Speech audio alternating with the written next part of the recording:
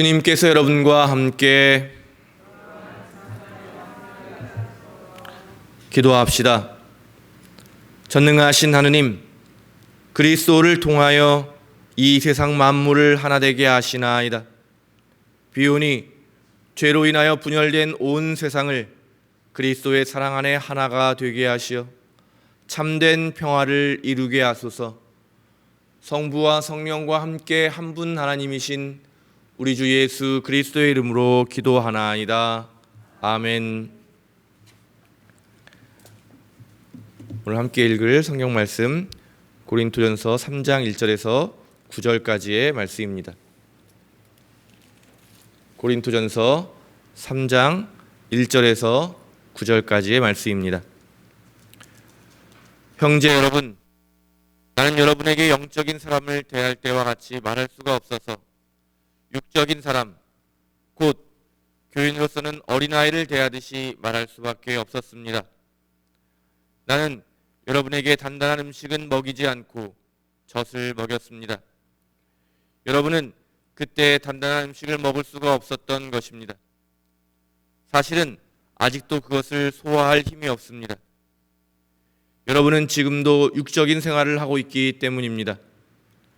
여러분이 서로 시기하고 다투고 있으니 여러분은 아직도 육적인 사람들이고 세속적인 인간의 생활을 하고 있는 것이 아니고 무엇이겠습니까? 여러분이 세속적인 인간이 아니고서야 어떻게 나는 바울로파다 하거나 나는 아폴로파다 하거나 할 수 있겠습니까? 도대체 아폴로는 무엇이고 바울로는 무엇입니까? 아폴로나 나나 다 같이 여러분을 믿음으로 인도한 일꾼에 불과하며 주님께서 우리에게 각각 맡겨주신 일을 했을 따름입니다. 나는 씨를 심었고 아폴로는 물을 주었습니다. 그러나 그것을 자라게 하신 분은 하느님이십니다. 심는 사람이나 물을 주는 사람은 중요할 것이 없고 자라게 하시는 하느님만이 중요하십니다. 심는 사람과 물 주는 사람은 동등한 사람이고 각기 수고한 만큼 상을 받을 따름입니다.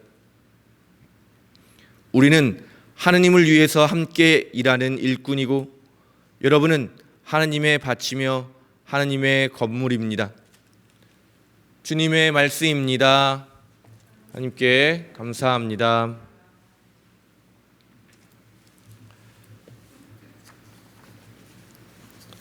성부와 성자와 성령의 이름으로 말씀드립니다.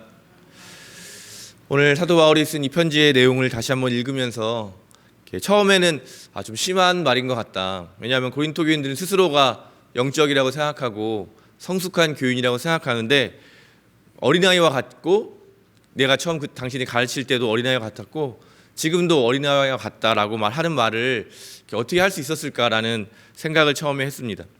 근데 몇 번을 읽고 더 이 말씀을 묵상해 보니까 바울로가 정말 이 고린토 교인들을 사랑하는 거였구나라는 것을 좀 느끼게 되었습니다. 목회자로서 정말 진실을 드러내 보여줘야 될 때가 있는데요.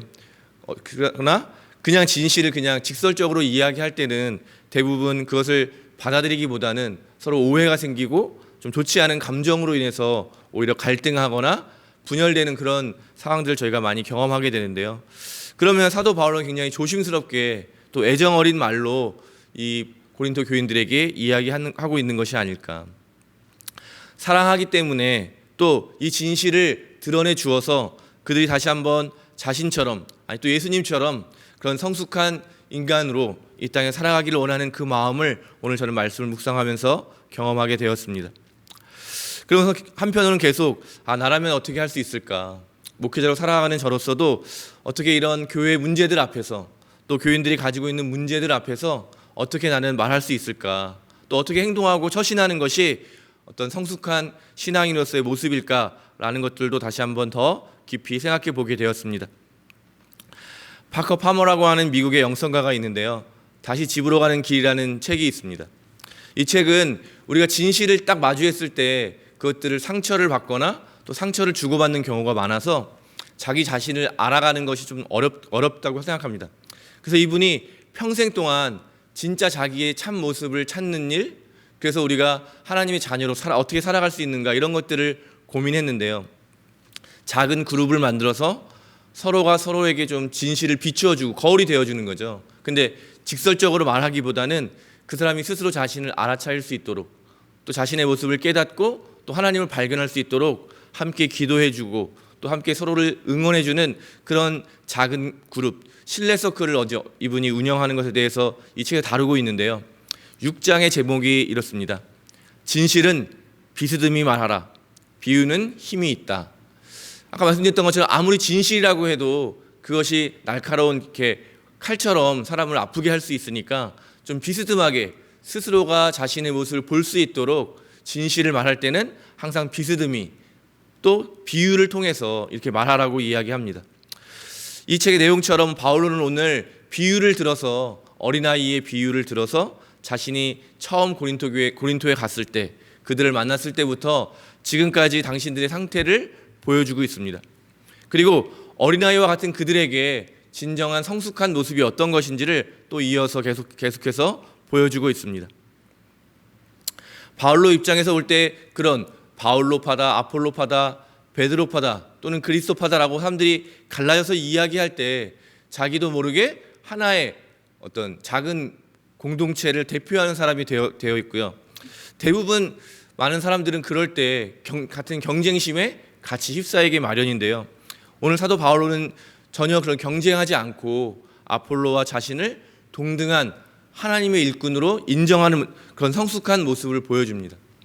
사람들이 싸움을 붙이는 거죠, 어떻게 보면. 그럼에도 바울로는 아폴로를 이렇게 경쟁하거나 시기하지 않고 똑같이 동등한 하나님의 일꾼으로 인정을 하고 자신의 역할이 있고 또 아폴로의 역할이 있고 또 그것을 모두 그런 것들을 통해서 일하시는 하나님을 고백하고 있습니다.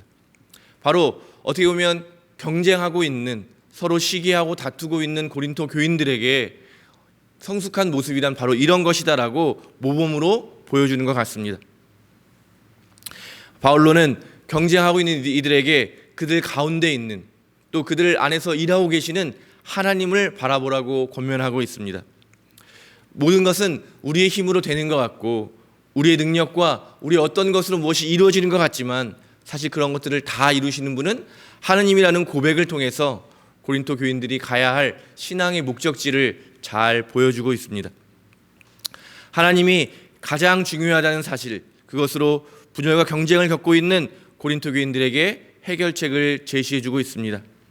서로를 경쟁자로 바라보지 말고 형제로 바라보십시오. 서로 미워하고 질투하는 마음으로 보지 마시고 사랑하는 마음으로 서로를 바라보라고 그렇게 권면하고 있습니다. 그들 안에서 일하시는 하나님을 바라볼 때 그들은 변화될 수 있는 가능성을 발견하게 되는 것이죠. 서로 미워하고 서로 다투던 사람들이 이제는 하나의 몸이 되어서 깊은 형제애를 느낄 수 있게 되는 것입니다. 오늘 말씀을 묵상하고 준비하면서 세상의 지혜라고 하는 것은 결국 사람들을 갈라놓고 경쟁하게 하고 결국은 미워하게 하는 것이구나라는 것을 깨닫게 되었습니다. 그러나 이와 비교해 볼 때 하나님의 지혜는 사람을 하나로 만들고 서로 돕게 하고 또 서로 사랑하게 한다는 것을 깨닫게 되었습니다.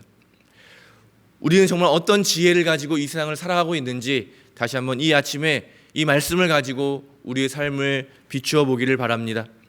혹시 여전히 세상의 지혜 가운데 머물러 있는 분이 계시다면 다시 한번 오늘 하나님의 사랑으로 우리의 연약함이, 우리의 어리석음이 다시 한번 하나님의 지혜로 나아갈 수 있게 되기를 바랍니다. 오늘 하루 동안에 하나님의 사랑이 우리의 삶을 이끌어 가시게 되기를 바랍니다. 그래서 우리가 오늘 만나게 된 모든 사람들에게 하나님의 사랑으로 그들을 대하고 그들과 깊은 교제를 나누면서 오늘 바울로가 아폴로와 비교하면서 스스로를 얘기했던 것처럼 같은 일꾼으로 또 서로 돕고 서로 하나 되는 그런 깊은 교제의 모습을 오늘 우리가 살아갈 수 있게 되기를 바랍니다.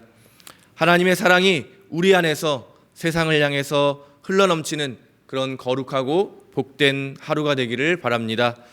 성부와 성자와 성령의 이름으로 말씀드렸습니다.